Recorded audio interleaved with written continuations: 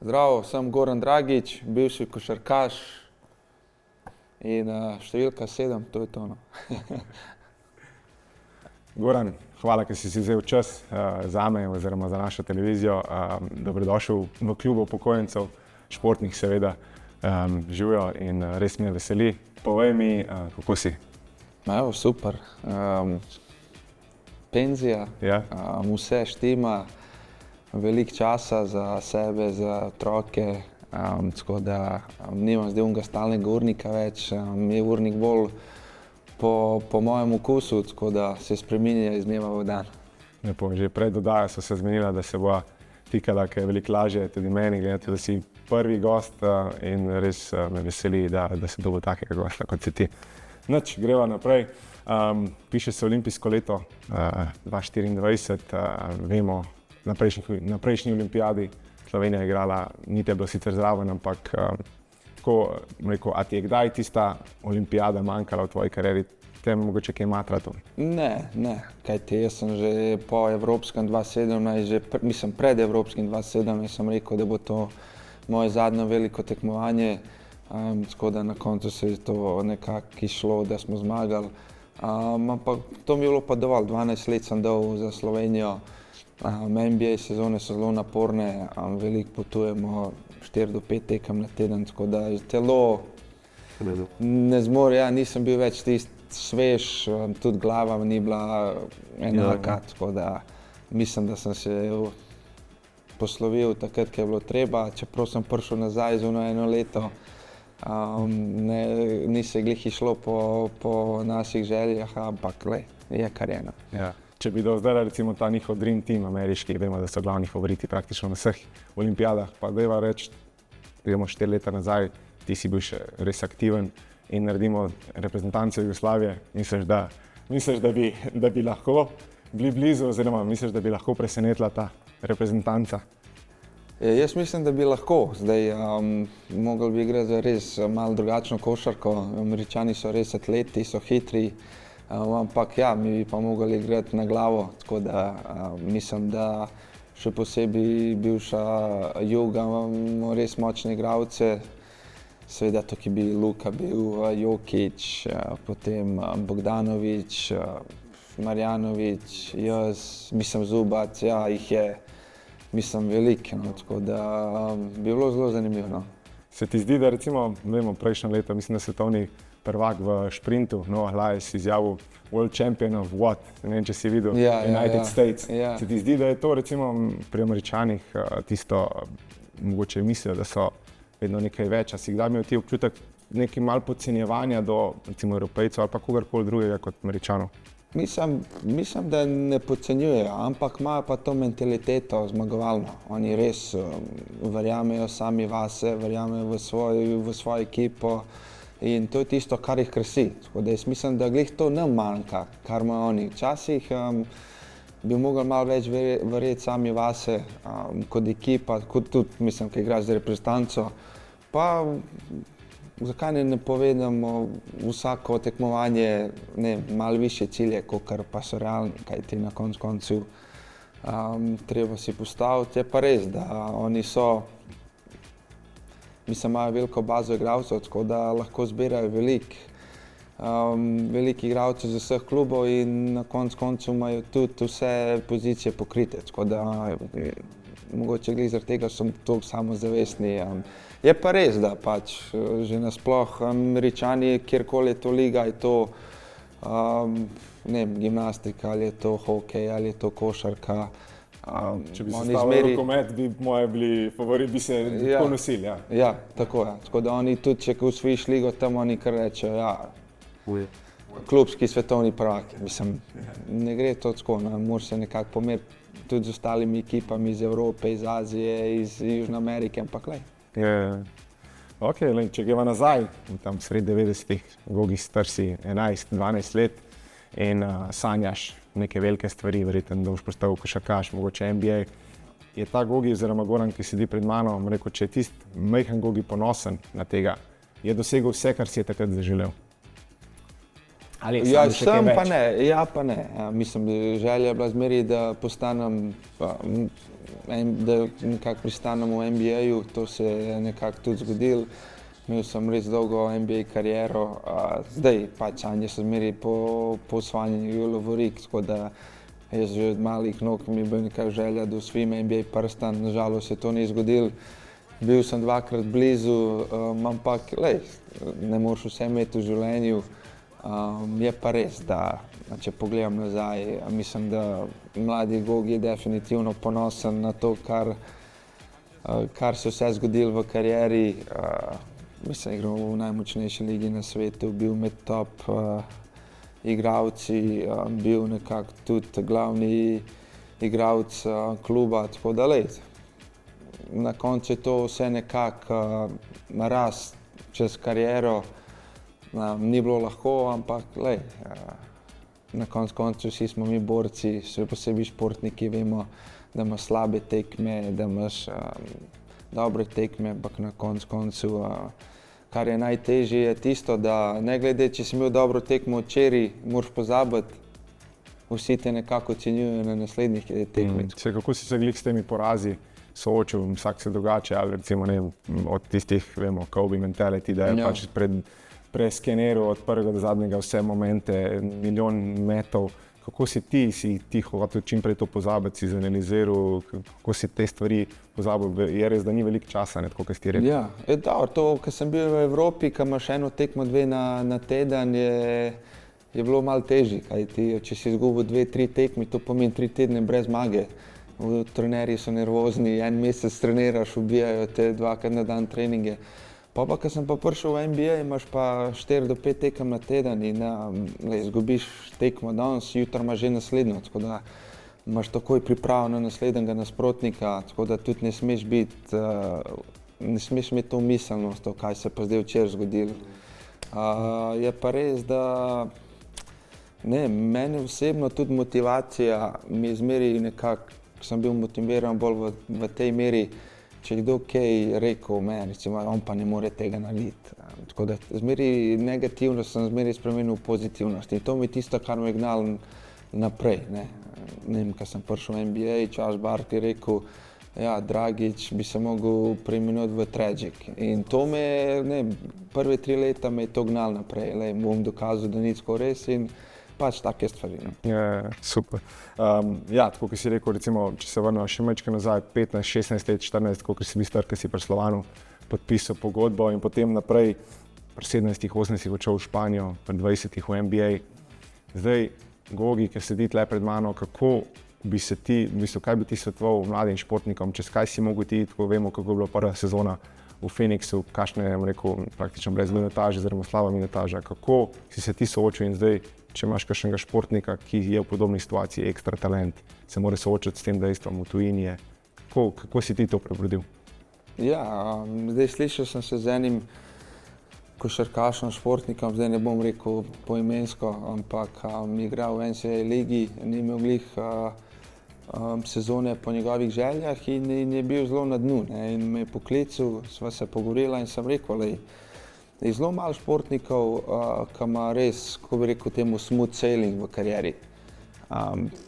To moraš zmeri pričakovati, da ti narediš en korak naprej, mislim, 1 stopničko naprej, pa 3 stopničke pa padeš dol. Tako da ni važno,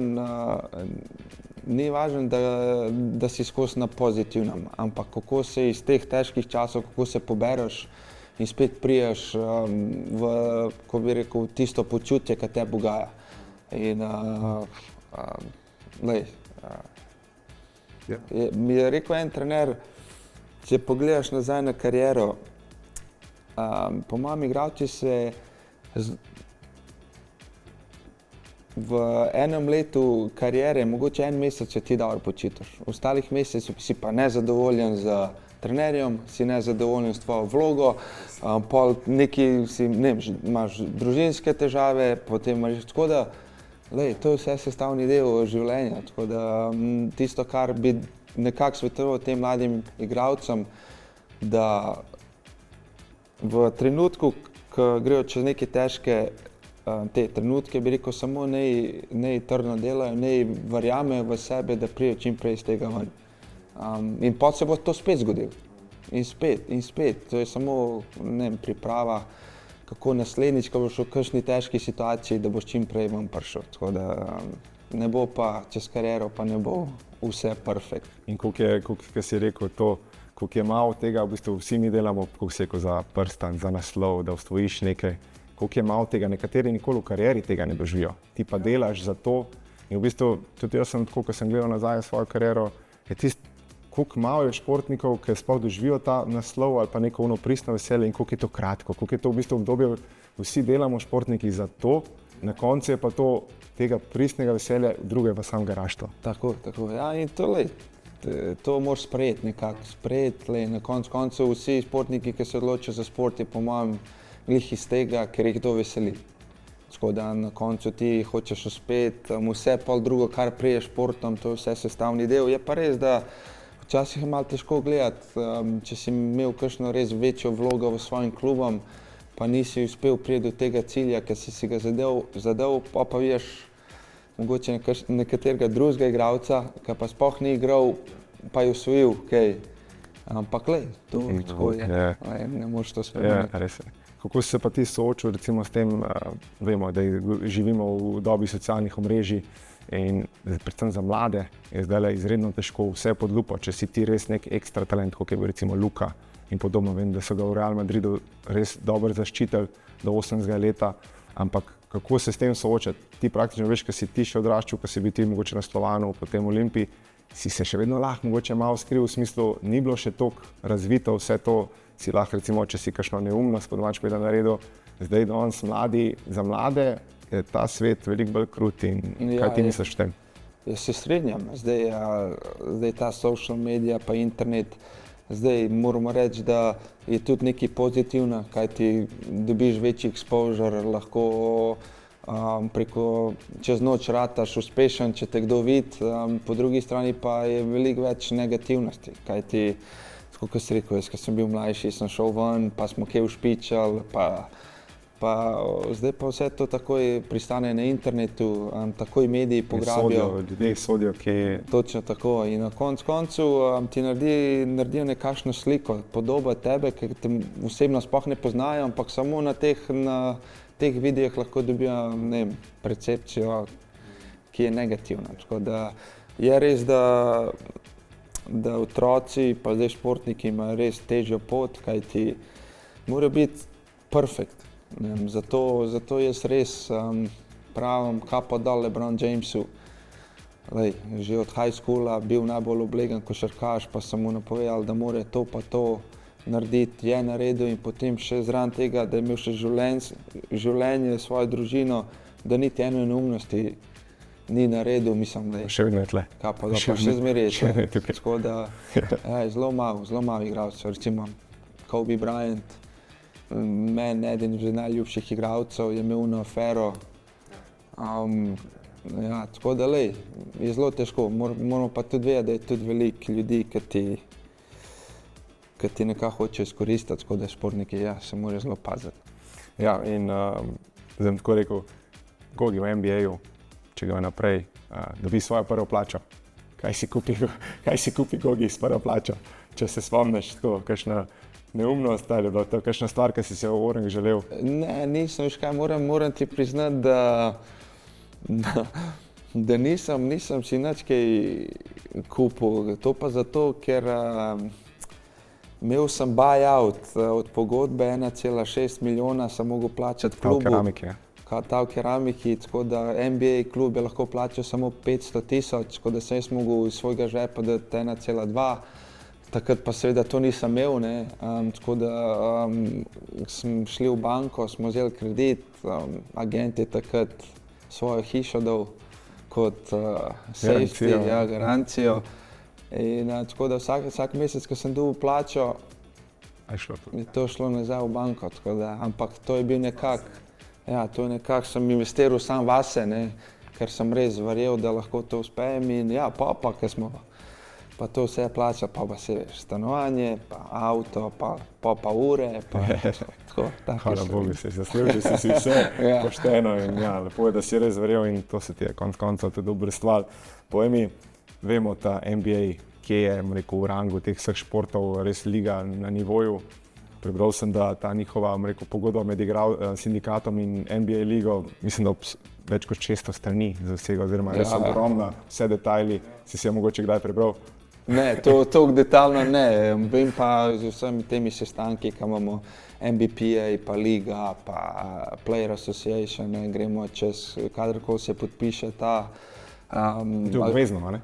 Ja, kadar se podpiše agreement med, recimo, lastniki klubov, NBA pa igralci, ne, imamo te svoje igralce, ki nam nekako prestajajo, v čem pa kaj se gre. In ja, mislim, da je NBA liga zelo fascinantna, kajti imamo zelo veliko moči igralci, smo zelo zaščiteni, imamo svoj sindikat, ki potem gremo do lige, do lastnikov in mislim, da je to zelo dobro, kajti na koncu. Ja, ste vi tisti, zaradi katerih se vse to gleda? Točno tako, ja, lahko se tudi zaščitiš malo. Recimo, ena izmed takih situacij je, da jaz sem lahko igral v zun košarko, pa če bi se poškodoval, moja pogodba je bila garantirana, tako da to je tisto, to je zelo zanimivo. Na koncu lastniki vložijo vate toliko veliko denarja in da smo to dosegali, da lahko zun igramo košarko, je že veliko pomeni. Ja. A si kdaj videl, zasledil sem, da so kazni res rigorozne tudi za recimo zamujanje, ali pa če spustiš trening, se ti je kdaj zgodilo to? Ja, definitivno. Mislim, rigorozne zdaj. Zamudil sem, ja, 5000 sem plačal, ne glede, koliko sem zamudil. Potem sem bil izključen na tekmi, stepil sem plačal 75, tako da, ja, take stvari. Ja, misliš, koliko v tistem trenutku, ko se ne moreš zaustaviti, pa... Sočustva. Ja, sočustva, prije na plan, reagiraš, pa ko pa prije v klic iz NBA, pa ja, da si bil fajn, to pa to, ki pa, te pa kar stisne, ne. Pa razmišljaš, pa lej, to bi pa lahko en avto kupil, ali pa investiral, ali pa kaj, ampak glej, tako pa čeka. Lepo, pol so tudi naprej, če ga naprej penzije, oziroma to je tudi poskrbeno iz tega vidika. Kako je s tem, kdaj to izpolniš, kako, koliko moraš odigrati? Ja, zdaj penzija, v prejšnjih letih je bilo minimalno 3 leta si mogel igrati, da si imel penzijo, zdaj mislim, da so to povečali na 5. Pa imaš pa te range, ne, več let, ko si igral v ligi, mislim 10 let, 10 plus je maksimalna penzija, pa je pa vse odvisno, koliko si imel velike pogodbe, ne. In potem penzijo lahko vzameš ven po 50. letu. Zdaj, če vzameš po 50, moraš plačati takse, davke, če pa počakaš do 60, je pa čist, je pa tax free. Zdaj NBA je pa še dodal ta bridge med penzijo pa med, ko končaš kariero. Recimo takrat, ko si imel pogodbo, si na stran dajo, ne vem, 2% od svoje pogodbe in potem, čim enkrat končaš igrati, imaš ta bridge do penzije, ti vsak mesec izplačuje, ne, tako da to mislim, da je zelo pametno, še posebej za igralce, ki ne znajo z denarjem. Lahko hiter problem, ne. Ja. Če gremo naprej, recimo Phoenix, Houston, potem so bili te tradi, pa se vračaš v Phoenix. Najlepša leta preživiš v Miamiju, tudi sam podariš, Miami je tvoje mesto, konec koncev živiš, družina je tam, imaš otroci hodijo v šolo. Kaj dela Miami tako posebnega? Kaj nekaj, tudi sam sem bil tam in mi je res navdušil. Kaj poleg košarke, kaj je tukaj tako navdušujočega? Pa ne, meni že kot mesto mi odgovarja zelo veliko različnih kultur, od Južnoameričanov, mislim Latinosov, potem Evropejcev, Rusi. Mislim, skozi Brazilci, res kamorkoli greš, najdeš kaj za sebe. Tako da zdaj skozi je sonce, to je nekaj pozitivnega, mislim, da je že čez mojo celotno kariero sem imel zelo veliko sreče v Mursi, potem 6 let v Phoenixu, 7 v Miami, v Houstonu 1 leto. Chicago je bil pol šok. Ja, res. Ja, na koncu kariere mi nekaj ni ugajalo. Sem imel šel v sploh Toronto, Chicago, Milwaukee pa Brooklyn, tako da to vse je mrzla mesta, ampak moram reči, to je bilo v 2 leti sem to preživel, tako da ni bilo nič hudega. Okay, kako je pol, kasneje pol v Miamiju se soočaš s tem dejstvom, napade, soočaš se s poškodbami, tudi par poškodb doživiš in padeš na to mesto, ko prihajaš iz klopi. Kako si se s tem soočil, to vem, vem kako je športniku. Ok, kot košarkar ti si prihajal res kot praktično 6. igralec prvi iz klopi, imel glavno vlogo tudi na koncu, to je res. Ampak ja, za športnika ni dober občutek. Kako si se soočil? Ja, ni dober, ampak na koncu moraš sprejeti za dobro ekipe. Jaz sem imel sestanek z Erik Spoelstra, trenerjem, in je rekel, glej, Gogi, mislim, da po poškodbi prihajaš, da bi bilo pametno, da prihajaš iz klopi. Jaz potrebujem te tam, da vodiš drugo ekipo, si pa to pomemben za ekipo, da v najbolj crucial moment boš pa na parketu. In tako se je tudi zgodilo. Imel sem dobro sezono, potem pa, ko bi prišel pa playoff, me je pa hotel nazaj v prvo peterko, jaz pa nisem hotel nazaj v prvo peterko, ampak na koncu sem mogel poslušati mojega trenerja. Tako da mislim, da je to bila dobra odločitev. Takrat sem si nekako tudi podaljšal kariero, bi rekel temu. Je pa res, da sem rabil nekaj časa, da se navadiš. Je pa res, da je bilo lažje igrati, kaj ti prihajaš, igraš proti drugi ekipi. Ja. Tako da sem lahko delal, kar sem hotel. Ja, bilo je super. Na koncu sem itak vse tekme končal. Ja, zadnjih 5 minut sem bil skozi na igrišču, tako da lej.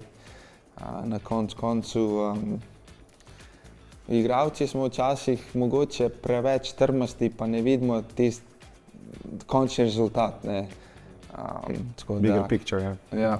Ja, trener je sej, pač pol kasneje, mogoče, ko si z drugega zornega kota vidiš te stvari. Mogoče je to pol na koncu, že kaj že konc, ne. Ampak glej, mislim, da Miami, ja, tako kot sem prej rekel, Miami je klub, ki sem se res počutil kot doma, zelo lepo so tretirali z mano, še danes se slišim z vsemi, tako da res tudi, ko se je zgodil ta trade na koncu, sem imel players option. Ne, ampak glih to naprej, ko si začel, ja, pa pol tudi ta Toronto. Ja, mislim, jaz sem imel... Kaj bo s tem nesrečnim Torontom? Ja, veš, jaz sem imel še team option, takrat sem imel 20 milijonov še zadnjo leto in jaz pa agent, mi smo bili 100% prepričani, da Miami ne bo pobral to pogodbo. Mi smo se nekako že pogovarjali, da pač, lej, treba iskati drug klub, treba se pogovarjati z ostalimi in kar naenkrat zvoni telefon, Pat Riley in je rekel, glej, Gogi, za vse, kar si naredil 6 let, bomo pobrali to opcijo, ti bomo dali 20 milijonov, sam te bomo tradali. In sem rekel, kaj je res? In lej, tako se je zgodilo. Mislim, da že nasploh, da se je to zgodilo, nekaj neverjetnega. Mislim, lej, spoštujem vse v klubu, res do moje družine, do mene so bili fenomenalni in zmeri naj v Miamiju, mislim, brez... Ja, pol si rekel, si šel pač okrog po teh in Chicago, Milwaukee, Brooklynu. Kdaj si začutil pol, da je bilo to, oziroma da si se zbudil ali je bilo moment, rekel, ok, mislim, da sem ready, oziroma to je to. Ja, lej, jaz če bi bil zdrav, bi še igral, po mojem še danes bi igral še 2-3 sezoni. Mislim, fit sem, je pa res, da kadarkoli sem kaj malo preveč premenil, moje koleno ni zdržalo, mi takoj zateče. Pa sem tudi lansko leto šel v LA na operacijo kolena in sem nekako mislil, da je samo meniskus ali pa kakšen košček, da me bo spucali in da je to. In na koncu, ko je doktor odprl kolena, sem se zbudil in mi je rekel, res, ja, ti pa res moraš nehati igrati, tako da če še hočeš malo teči okrog s tam malimi in tako, na koncu. Mislim, življenje je več kot sam šport. Tako, ja, sem rekel, glej, priskrbljen sem, naredil sem vse, kar sem lahko, Zdaj pa nisem se pa tudi videl, tako kot zadnjo sezono, ko sem igral 10 minut, pa sem pol počival 2 tekmi, pa spet nekako prihajal nazaj, pa s kolenom, pa to sem rekel, lej. To je samo trpljenje, glava hoče, ampak telo ne zdrži več, sem rekel, to je to, no, tako da, ja. Zdaj samo malo se vrnemo, recimo, ker smo že pri koncih kariere, Chris Bosh, recimo ti si ravno prihajal, v bistvu, oziroma sta še nekaj igrala skupaj, pa se mu zgodila ta stvar. Kako se kaj spomniš, kako se on s tem soočil, kakšna zgodba je v zadnji, oziroma vemo, kaj je bilo, pač te strdke, oziroma ta pljučna embolija, če se ne motim, pa kje je on zdaj, kako je on prehendal to? Ja, zelo težka zgodba, mislim. Jaz sem takrat podpisal in takoj čez 2 dni so ugotovili, da ima te strdke. Ja, še danes ne vem kako, vem, da ima eno poškodbo lista in potem so se začeli delati te strdki. Pol so neki zdravili in je na koncu celo prišel nazaj. Ja, in smo igrali skupaj enih 4-5 tekem in na koncu so se spet pojavili, tako da moj doktor rekel, da mora nehati, če ne, je lahko, ja, konec življenjem, tako da, ja, takrat jaz se spomnim, mislim, solze, igralci nismo mogli verjeti, mislim, takrat je glih z Miamijem podpisal za 5 let, tako da, mislim, jaz si to ne morem predstavljati, kako čez noč si najboljši igralec, eden izmed najboljših v ligi NBA in čez noč te ni več, mislim, ne igraš več. Življenje na netki, v bistvu, če bi še igral, ne? Tako, ja, in ja, zelo težka zgodba, ampak glej, Chris je res eden izmed mojih najljubših soigralcev. Tudi takrat, ko ni igral, bi skozi prisoten v garderobi, skozi govoril, dajal nasvete. Lepo. Ja, zdaj, ko so že pri teh koncih kariere, to je pač neka srednja tema tega. Kako si se ti soočil s tem? Kako je, recimo, kaj ti manjka? Recimo meni, kot športniku, že pred tem intervjujem so se pogovarjala, jaz pogrešam tisti občutek, ko prideš v tunel. Mi smo imeli tunel predtem zatečeš na igrišče, ko sodnik preveri še zadnje detajle in se počutiš nekako res dobesedno metuljčki in potem en bik te spustijo na igrišče in se razletiš. Kaj pri tebi? Ja, isto, mislim, garderoba mi pogrešam zelo veliko garderobo, res imeli smo kemijo, potem ne vem, tistih 3 mesece, ko smo bili v Bablu, takrat smo res nekako bili ekipa, ja, to je bilo res nekaj, kar ne bom nikoli pozabil. Drugače pa, ja, potovanja na avionu z ekipo, tekme, drugače pa ne pogrešam pa treninga, pa ono zbujanje zjutraj ob, ne vem, 8 zjutraj, ko te vse boli, pa vse te postopki rehabilitacije, poškodbe, pa to je tisto, kar ne pogrešaš. Kar ne pogrešam. Je pa res, da gremo včasih na tekmo in se vrne oni spomini, ne, in pol raje ne grem na tekmo, kajti pol 2-3 dni, kar malo razmišljam o tem, tako da... To so nas podobne stvari, res s težkim, tudi ravno otroci smo hodili na vse, na košarko, na hokej, na nogomet, težko sem šel, res težkim srcem, ker težko mogoče greš, ker nekako prebolevaš, da bi šel čez nekaj. A se strinjaš, da je neke vrste droga to, v bistvu ta adrenalin, v bistvu je, s čem je v bistvu pol kompenziraš? Vem, mislim, da si bil pri Tanasisu, si rekel za motor. Zdaj sem prišel z motorjem, tako da imam motor, zdaj peljem se malo z motorjem, tle adrenalin, potem zdaj sem pedal začel igrati, še tenis igram, to je to, no. Drugače pa, ne vem, s prijatelji igramo karte, kaj pikado, s ta-malim igram nogomet malo, je pa to, no. Zdaj ne morem kaj preveč, zdaj ne vem, šprintati. Lahko šprintam, ampak tako pol ure, 40 minut, ne pa zdaj, da bi trening imel 2 uri, 3 ure, to pa ne, tako da, ja. Imaš delovnik kar zapolnjen, recimo jaz sem se malo s tem lovil, jaz iskreno imam sem imel prej, vemo, kako je to, kako si rekel, v 8 tja, vse si imel napisane grupe, vse si vedel, pa kar naenkrat tega ni, se moraš sam organizirati. Sam sem imel s tem, rekel, skoraj največ težav. Kako je pri tebi s tem? Je pri meni malo drugače, kaj ti, veš, jaz sem ločen, tako da, veš, takoj se nekako življenje spremeni, nehal sem igrati, nimam urnika, pa takoj sem z otroci, se veš, treba izrihtati za šolo, treba mi skuhati kaj, pa veš, pelati na trening, veš, kadar so pri meni, to moram vse sam delati, tako da, veš, imam zelo veliko obveznosti z njimi, tako da z tega vidika mi je zelo dober, ker sem si urnik zapolnil, pa sem pa recimo en teden, ki jih nimam, takrat sem pa res to pogrešil, kaj pa zdaj, kar enkrat sam doma. Pa sem se pa začel, veliko dobrodelnosti delam, Starfish Foundation smo naredili gala event v Miamiju, šel sem Orphanage v Panamo pogledati, bomo šel še v Brazilijo, pa smo začeli to tekmo, Night of the Dragon, isto dobrodelnost, vse gre, tako da igrišča, camp, zdaj še zmeraj hočem nekaj delati v košarki, ampak bomo videli, no, zdaj. Ne bom pa neki na silo delal, da imam nekakšen urnik, da sem spet odsoten od doma, kajti mislim pa, da moram ostati doma z Matejem pa z Viki, kajti veliko časa sem, me ni bilo nič.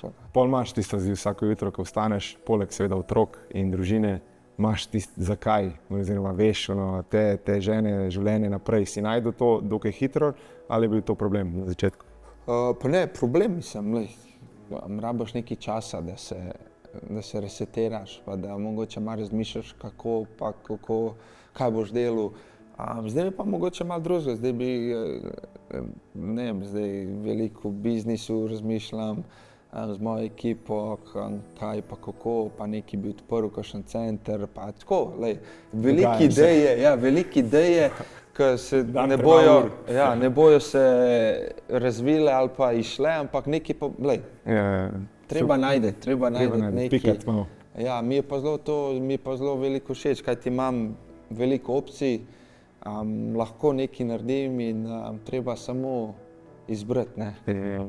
Ko si prej že rekel, da si veliko z otroci, kaj si boljši taksist ali si boljši šef? V čem se bolj znajdeš?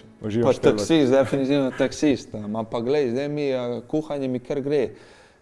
Sem se zelo navadil, še posebej, ker sem dvač, nekaj sem mogel si zapomniti in se rekel, glej, zdaj jaz lahko naročam vsak dan, ali pa gremo ven s tam malimi jesti, ampak ni isto, tako pa zdaj, včasih zdaj naredim kakšne piškote z Viki, pa oba dva, ona rada dela z mano, Matejo glih ne.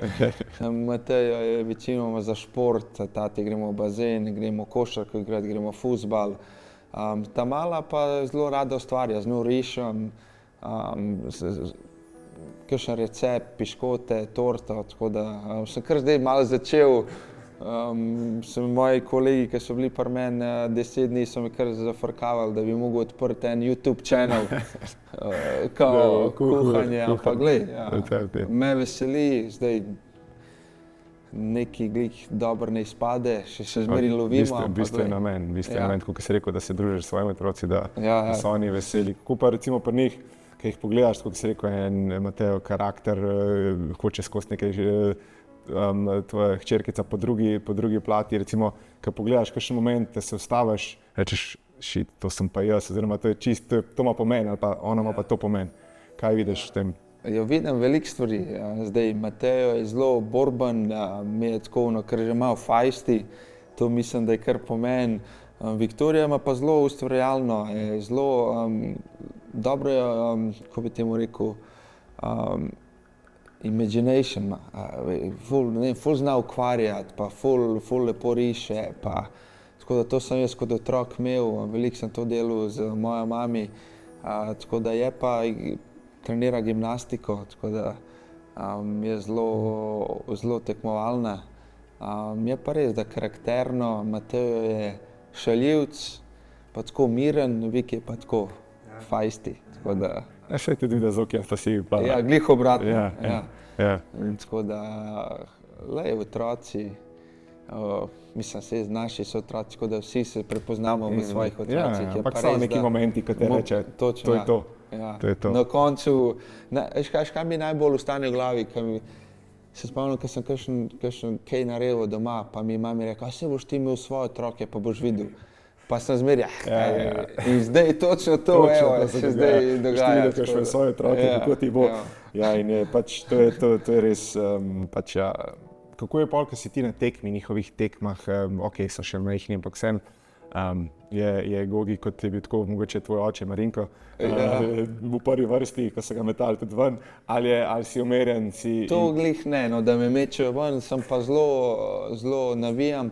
Zagret. Ja, zagret, Mateo mi že kar me tekmo, tati, be quiet, pa mi tako naredi. In ko smo bili v avtu, je rekel, tati, nočem več, da hodiš na tekmo, mi je rekel.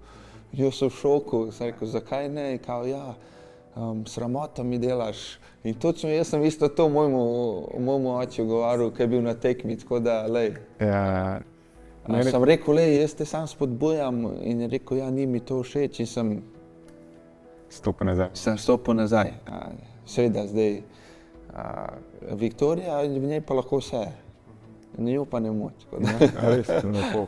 Je pa res, da mi je lažje, da trenira fuzbal, kajti če bi treniral košarko, težko bi jaz to tam zdržal. Nogomet mi je pa zelo všeč, ker tudi jaz sem igral v nogomet, ko sem bil mlajši, tako da upam, da bo okej.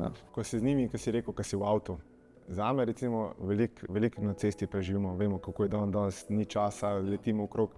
Veliko res dobre debate in z otroci, ki pač ne morejo nikamor pobegati, se veliko dobre debate in življenjski nasveti tu me vpraša, oče, kako ti stremo, kako je s tem, jaz sem imel strah, a jim daš ta nasvet, kako se s tem, to res veliko pomeni, pač, da lahko to predajam, neko izkušnjo. Glih pred enim mesecem sem imel pogovor z Viktorijo, z Viki, imela prvi nastop, gimnastični nastop pred